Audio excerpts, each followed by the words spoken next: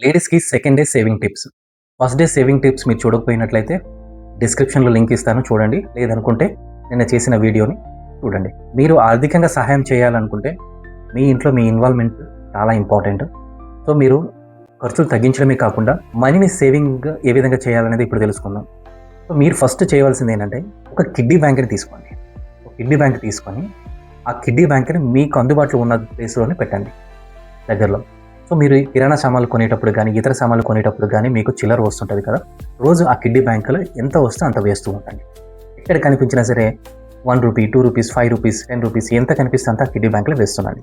ఆ మొత్తం 1 మంత్ అయిన తర్వాత ఒక్కసారి తీయండి. 1 మంత్ తీసిన తర్వాత ఎంత అవుతుందో మనీ ఒకసారి చూడండి. అలాగే 2 మంత్స్ చేయండి కంటిన్యూగా. 2 మంత్స్ చేసిన తర్వాత దాని తర్వాత రికరింగ్ డిపాజిట్ ఒకటి ఓపెన్ చేసుకోండి. మీకు ఆల్రెడీ అకౌంట్స్ అయితే ఉంటాయి కదా అందరికీ, సేవింగ్ అకౌంట్స్. దాంట్లో రికరింగ్ డిపాజిట్ ఒక ఓపెన్ చేసి దాంట్లో మంత్లీ రూ. 1000 1500 ఎంతో కొంత రికరింగ్ డిపాజిట్ చేయండి. ఆ విధంగా చేసినట్లయితే పర్ మంత్ రూ. 1000 చొప్పున అయితే మీరు రూ. 12,000 సేవ్ చేస్తారు.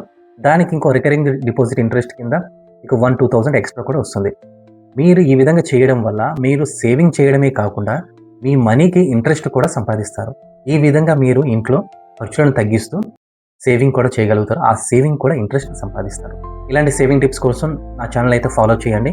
ఇంకా లేడీస్ గురించి ఇంకా 3 టిప్స్ అయితే ఉన్నాయి. ఇంకా రిమైనింగ్ 3 డేస్ అయితే మీకు మొత్తం క్లియర్‌గా మీకు ఎక్స్‌ప్లెయిన్ చేస్తాను. ఈ వీడియో నచ్చినట్లయితే లైక్ చేయండి.